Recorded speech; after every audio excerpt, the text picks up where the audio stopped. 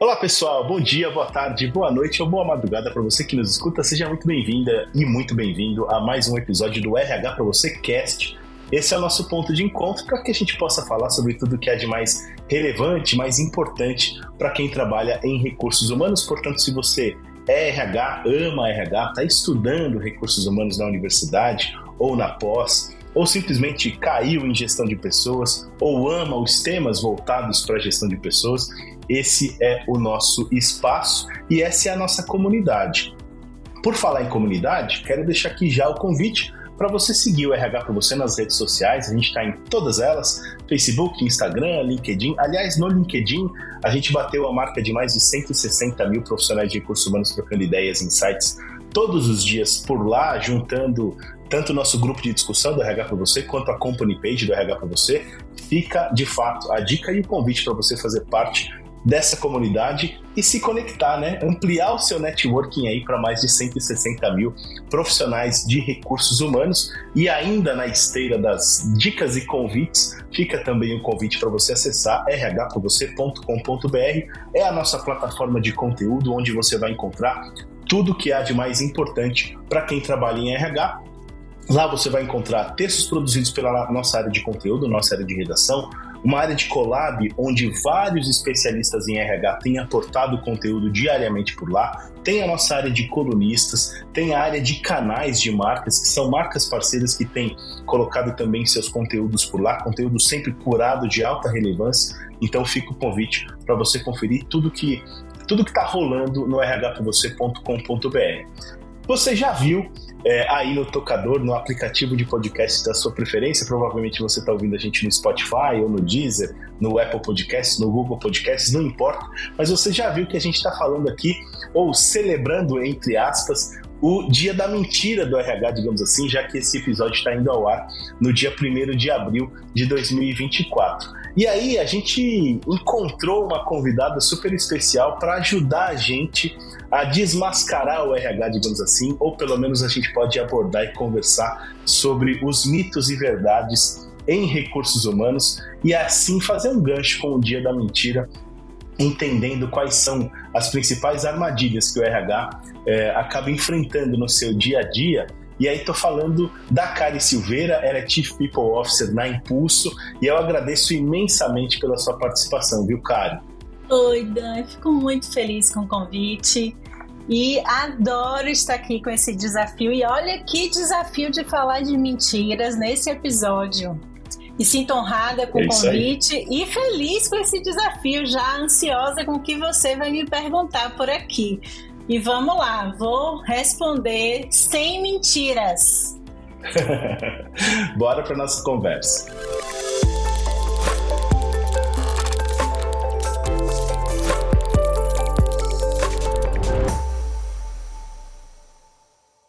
A Kari Silveira, ela tem uma newsletter no LinkedIn chamada Honestidade Radical.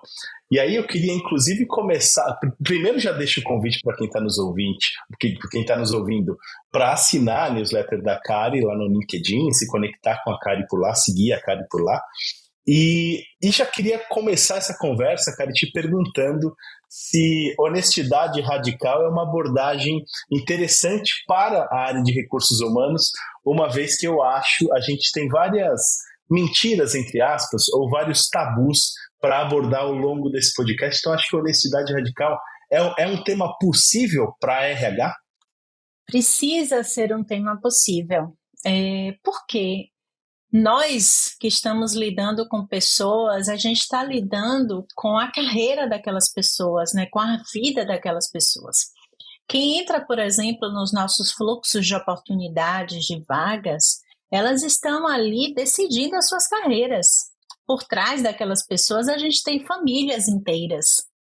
E a gente, como empresa, né, ali, aquela pessoa do RH que vai entrevistar um grupo de pessoas, ela está representando a empresa, mas ela também está ajudando aquelas pessoas a decidir seu próximo passo na carreira. Então, por exemplo, se eu já fechei a vaga, se eu já tenho a pessoa escolhida, eu preciso ser transparente para aquelas novas pessoas que eu estou entrevistando. Porque senão eu estou criando uma expectativa errada. E por que não dizer, poxa, Kari, eu já escolhi, mas eu super gostei do seu perfil, eu super amei conversar com você e eu quero deixar aqui o seu contato guardado, porque eu sei que vem uma nova oportunidade em breve. Então, eu estou deixando ali, eu estou criando uma gestão de expectativa real. Eu não estou dizendo para aquela pessoa uma mentira, estou dizendo, olha, que essa vaga já está preenchida, mas eu sei que vem uma nova vaga em breve. E eu quis conversar com você porque eu gostei do seu perfil. Eu não estou fazendo nada de errado. Muito pior, eu simplesmente não dizer a você que eu já fechei a vaga, que eu já preenchi e que eu estou conversando ali para cumprir tabela. Porque eu não quis dizer a você que eu já fechei a vaga. Então, esse, por exemplo, é uma honestidade radical importante. É você lidar com a pessoa como uma pessoa, um profissional. Você está sendo profissional, está lidando com aquela pessoa de forma adulta e profissional. A mesma coisa Maravilha. é a gestão de remuneração, não é? Então, muitas vezes eu pergunto, cara, e quanto é que você quer ganhar?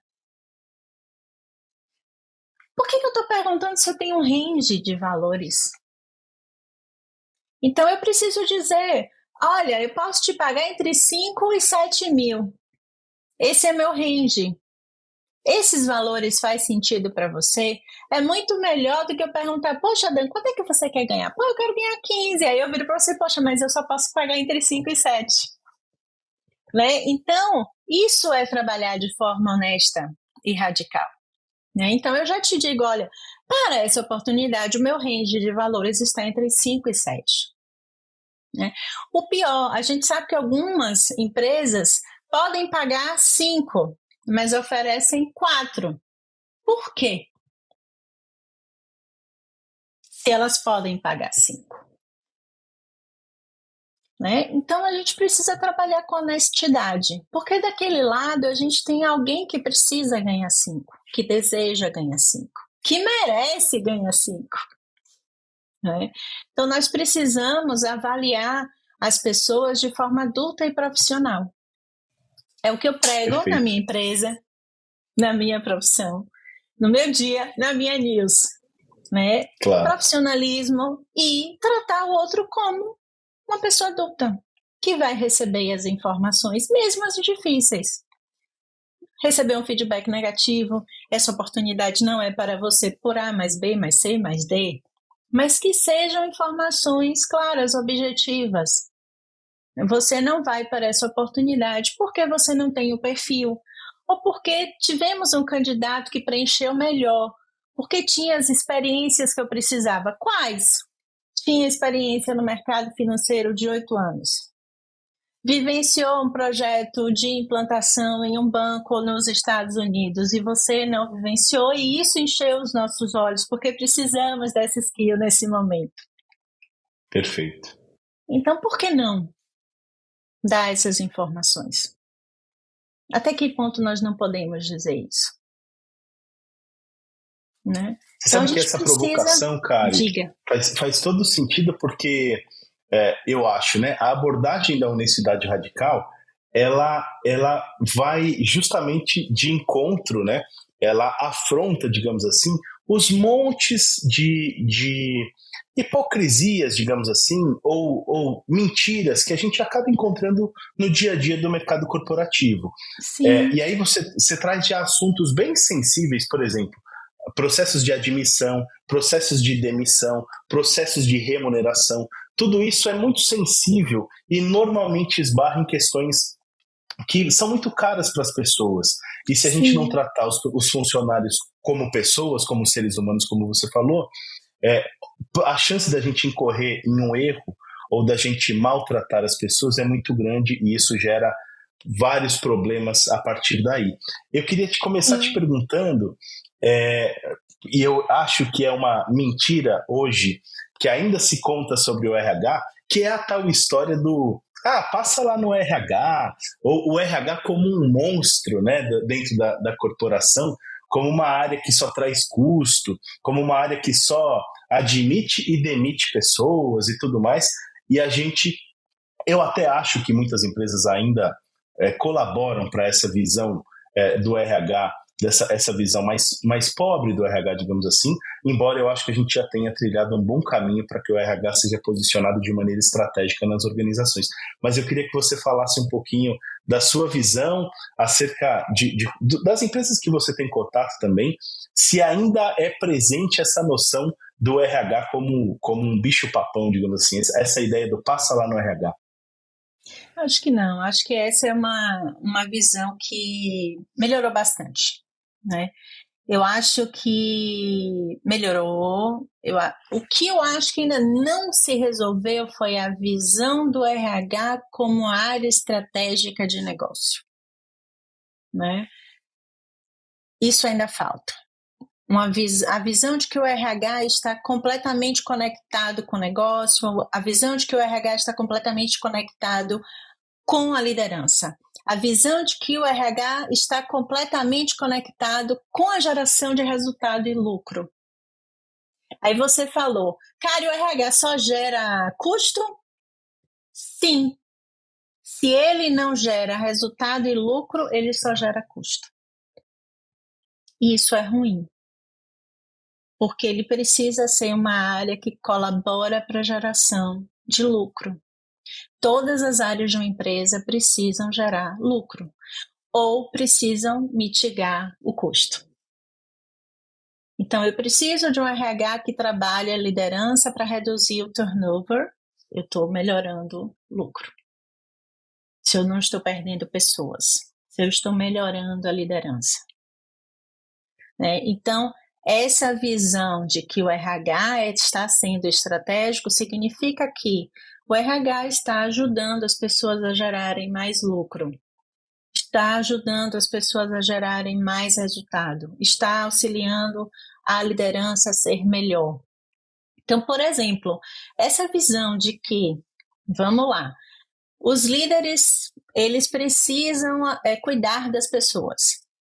Não, os líderes precisam gerar resultado. Cuidar das pessoas é uma estratégia. Porque se a gente não gerar resultado, não tem pessoas. A empresa não está lá amanhã. Cuidar das pessoas, cuidar de saúde mental, cuidar de saúde física, cuidar de felicidade, todas essas conversas legais que eu gosto de ter, inclusive, elas são estratégias interessantes que a gente lança a mão para que as pessoas gerem mais resultado. Porque se a empresa não gerar resultado, a empresa fecha. Uhum. Não tem empresa Perfeito. amanhã. Então, no final das contas, o RH serve para gerar resultado. A liderança serve para gerar resultado. Tudo que não gerar resultado vai fazer com que a empresa feche.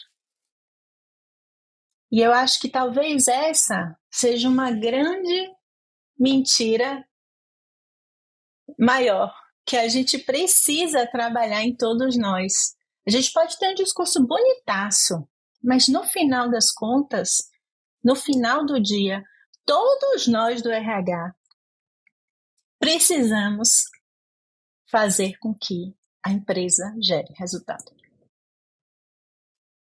O Kari, eu concordo plenamente contigo e acho que essa é uma dos principais mitos ou mentiras, digamos assim, que a gente vivencia no mundo corporativo. E aí eu queria te perguntar com relação à cultura corporativa, que também é um tema que tem surgido muito ao longo dos anos, do RH como um guardião da cultura corporativa e tudo mais. Mas me parece que se o RH não tiver essa visão ou postura alinhada com isso, com aquilo que você acabou de nos apresentar, da geração de resultado e não necessariamente de cuidar das pessoas, me parece que a cultura organizacional sempre também fica uma conversa meio pensa ou aquela história de que a missão, visão e valores fica linda na parede, mas ela dificilmente é colocada em prática. Como é que você tem visto isso? Pois vou falar uma coisa aqui que pode doer. Eu sinto muito, mas eu percebo que nós do RH talvez estejamos virando o time da reclamação. Uma vez que nós escutamos reclamação e não empoderamos as pessoas, então se eu escuto, recebo o Dan na minha sala e Dan chega. Poxa, mas o Lucas é meu chefe, é muito difícil trabalhar com o Lucas. Não gosto de trabalhar com o Lucas, não gosto de trabalhar com a Karen, não gosto. E eu, como pessoa do RH, eu não faço nada, só escuto a reclamação e não pergunto, tá, Dani, o que você fez? Você, pessoa, fez para melhorar isso? Qual é a sua parcela no caos? Qual é a sua parcela de culpa nessa relação? Eu simplesmente estou aceitando que aquele chefe, ele é sempre o culpado. E a pessoa? A relação é sempre feita de dois, não existe relação de um. E hoje o que eu vejo é que a relação é sempre um, nunca dois. O chefe é sempre... Eu estou usando chefe. Pode ser líder. A gente decidiu que todo mundo é líder, né? Chefe é sempre do mal e líder do bem. E aí Exato. a gente vai entrar na briga das palavras, né? E aí, chefe é do mal, líder do bem. Então, sempre o líder é tóxico, o chefe é tóxico. E a pessoa? Né? Precisamos falar sobre as pessoas. O quanto as pessoas colaboram para funcionar uma relação. Né? E aí eu pergunto, o quanto nós de RH estamos trabalhando as nossas pessoas para que elas melhorem as relações com as nossas lideranças, para que elas melhorem as relações nas nossas empresas. Porque não existe relação de uma pessoa só. Nossos chefes são seres humanos que erram, que falham, que precisam receber feedbacks, que precisam também de momentos de respiro, que sofrem burnout, que têm problemas de saúde mental também. E que a gente não escuta ninguém falando sobre isso na mesma proporção que a gente escuta tudo isso sobre as pessoas. De longe aqui eu não estou defendendo líderes tóxicos ou chefes tóxicos, mas a gente do RH precisa encontrar esse equilíbrio de virar para as nossas pessoas e perguntar, tá, cara, e aí, você fez o quê nessa história? Qual foi sua contribuição? O que você fez para melhorar esse problema no seu time? Se você estivesse no meu lugar, o que você faria para resolver esse problema? Porque é muito fácil a gente simplesmente receber várias pessoas na nossa sala e só ouvir problema. Porque é muito fácil reclamar. O difícil é resolver, encontrar a solução. E a gente precisa de uma sociedade com pessoas que pensem em soluções. A gente já tem problema demais, a gente já tem pessoa que reclama demais. Exatamente. Precisamos criar uma sociedade com pessoas que buscam solução, mesmo que elas não sejam pessoas que encontram as melhores soluções, mas pelo menos que sejam proativas para encontrar a solução. Então me preocupa muito a gente estar criando uma sociedade de pessoas que não sejam proativas, que não se incomodem em encontrar soluções. Então, eu me incomodo em criar um RH que só escuta a reclamação e não empodera e não deve... né? Isso, que não vira para a pessoa assim, cara, você fez o que nesse momento? Quando seu chefe te tratou assim, você fez o quê? Porque senão, desculpe a palavra, a gente cria uma sociedade do mimimi. Ai, meu chefe falou isso. Ai, minha líder falou aquilo. Sim, você fez o quê? Uma vez eu estava numa reunião, tinha uns 8 homens, só eu de mulher. E aí um homem virou para mim assim, Karen, o que eu faço? minha mulher só faz limpar a casa. O que é que eu faço para ela não limpar a casa? Eu virei para ele e disse, não sei, eu não limpo a minha. Eu podia tomar as dores e virar pro meu chefe. Pô, aquele cara virou para mim e foi machista comigo. Mas eu fui lá e tomei minha posição, não limpo a minha. Não tem nada a ver com isso. Resolva lá com sua mulher. A gente precisa se posicionar e ajudar as pessoas a se posicionarem. Não é a gente sair como defensor do mundo das pessoas e resolver o problema de todo mundo. A gente não vai resolver. A gente precisa ajudar as pessoas a resolverem. Senão nenhum chefe vai ficar. Ninguém vai ser líder.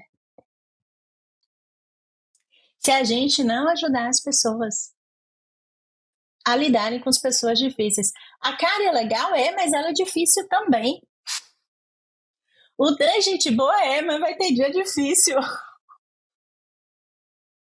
Com certeza, é isso mesmo. É isso mesmo. É muito mais complexo do que a gente pode pressupor. E você sabe, cara, assim, enquanto você estava falando, acabou que, assim, vindo na minha cabeça algumas dessas várias dificuldades ou vários mitos que a gente percebe no RH. E aí eu comecei a lembrar, pô, quantas tendências, né? O RH também é uma área muito influenciável por tendências, acho que não só o RH, vamos falar, a gente está falando, lógico, o nosso exercício aqui é de averiguar e investigar a área de recursos humanos, a gente sabe que qualquer área corporativa é sujeita a isso, mas o RH é também muito sujeito e influenciável pelas tendências de mercado, a gente falou muito de transformação digital, agora a gente está falando muito de inteligência artificial, acho que a questão da diversidade tem sido também um tema Sim. de altíssima relevância para o RH nos últimos anos e tudo mais, mas também vejo muitas práticas feitas só para falar que está fazendo, né? Alguma coisa assim. Como é que você tem visto essa relação do RH com as tendências em RH? Outro tema polêmico, né? Vou falar. Vamos lá, vamos falar de liderança feminina, de mulheres na liderança. Vou falar sobre uma experiência minha recente. Eu tenho uma empresa, sou sócia, e da minha empresa, 70% da liderança é composta por mulheres. E eu não fiz nada para isso acontecer. Tenho muito orgulho, não tivemos uma ação. Não fizemos nenhuma ação para isso acontecer. Aconteceu organicamente. Mas por que aconteceu? Porque nós criamos há 13 anos uma cultura fortemente de humanidade, de pessoas que eu não estou aí olhando se é Dan, ou se é Kari, se é homem ou mulher, a gente olha profissionais. Queremos trabalhar com profissionais interessantes, pessoas interessantes. E aí, de repente, eu fico me perguntando, cotas são importantes? Sim. Mas elas resolvem todos os problemas? Não. Se a gente não tiver lá na base do governo, na educação, todo um processo interessante para termos mais mulheres em todas as áreas, nós não teremos lideranças em todas as áreas mulheres. Porque senão a gente vai ter mulher por ter. E eu não quero isso. E eu imagino que as mulheres não queiram. Então, talvez a gente precise repensar como as empresas vão trabalhar, por exemplo, alguns temas. A gente vai ter por ter? Será que é isso que a gente quer? Será que é isso que resolve? Ao invés de a gente simplesmente contratar por contratar, será que o que a gente não deve fazer é trabalhar na base da sociedade?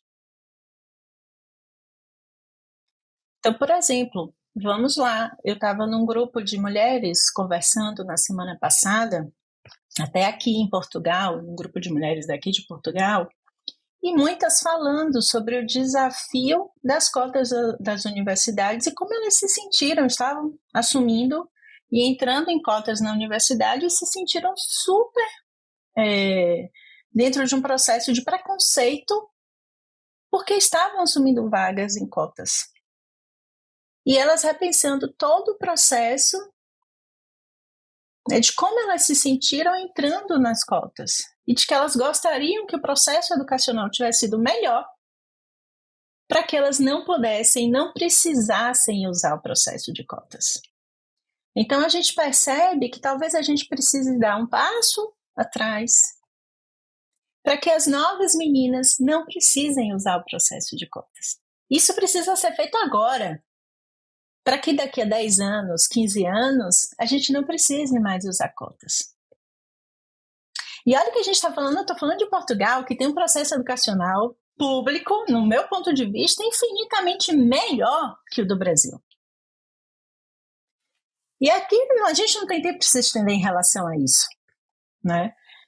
Mas assim, só trazendo uma reflexão, a mesma coisa, por exemplo, a gente está falando de liderança feminina, mas será que a gente tem que falar de liderança feminina ou de liderança? Por que eu tenho que falar de liderança feminina e masculina? Ou de liderança diferente? Então eu me questiono bastante. Se a gente não está segregando demais, né? Então eu fiz agora recentemente um programa, pela primeira vez, um programa de liderança feminina, e eu fiquei, confesso, um pouco chateada com algumas frases do tipo: eu não quero trabalhar nem para homens nem com homens. Como? Se a gente não vai ter uma sociedade só de mulheres? Não consigo vislumbrar isso. Então, a gente precisa ressignificar alguns contextos sociais. Não estou falando nem empresariais, organizacionais, mas sociais.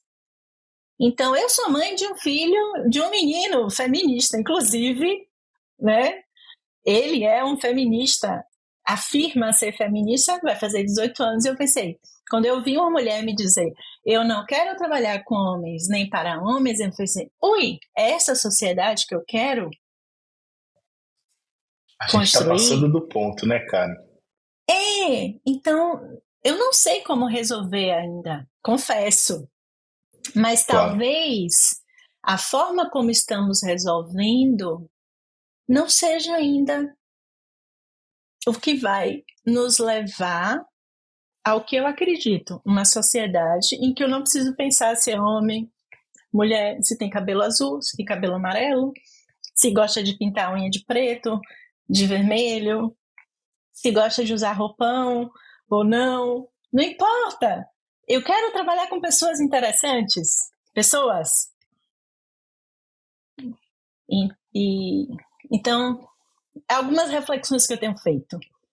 Não sei resolver, Dan, confesso, mas tem me dado um pouco de ansiedade e insônia. Claro.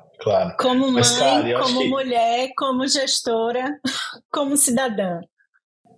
Mas essas respostas, elas não são fáceis, porque todas essas questões são amplamente complexas, mas eu acho que a contribuição que a gente pode dar, e você tem dado brilhantemente aqui no nosso episódio, e a gente já está com o tempo esgotando, inclusive, é justamente de poder compartilhar algumas dessas inquietações e reflexões.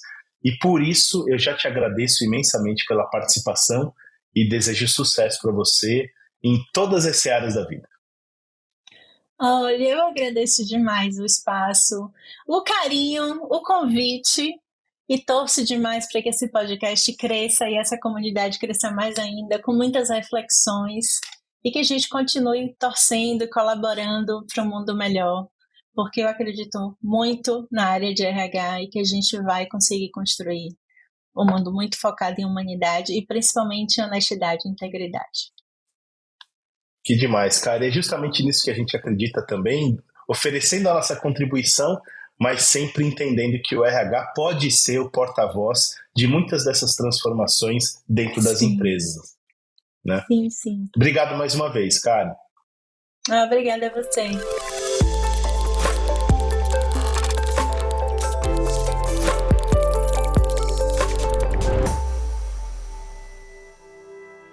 E aí, curtiram o meu bate-papo de hoje? Falei com Kari Silveira, ela é Chief People Officer da Impulso, E a gente falou sobre os mitos e verdades, digamos assim, da área de recursos humanos nesse dia 1º de abril, dia da mentira, para a gente poder entender quais são ainda as barreiras, os obstáculos que o RH precisa enfrentar na hora de ser mais verdadeiro, digamos assim, ou adotar uma abordagem da honestidade radical, como propõe na newsletter quinzenal que ela tem no LinkedIn, a Cari Silveira. Antes de terminar, quero só deixar o recado aqui para você assinar o feed do nosso podcast no aplicativo de podcast da sua preferência. Você provavelmente está ouvindo a gente no Spotify, mas pode estar ouvindo também no Google Podcasts, Apple Podcasts, no Deezer, no SoundCloud, não importa. Onde quer que você esteja ouvindo a gente, fica a dica para você se inscrever ou assinar o nosso podcast. Assim, sempre que tiver episódio novo publicado, a gente vai aparecer na página inicial do aplicativo. Mas você sabe que a gente tem esse encontro marcado quinzenalmente. Segunda-feira sim, segunda-feira não. A gente tem episódio novo na área para a gente começar bem a semana e a quinzena. Por isso eu aproveito para desejar um excelente dia, uma excelente semana para você. A gente se vê no próximo episódio do RH para você Cast. Um grande abraço e até mais.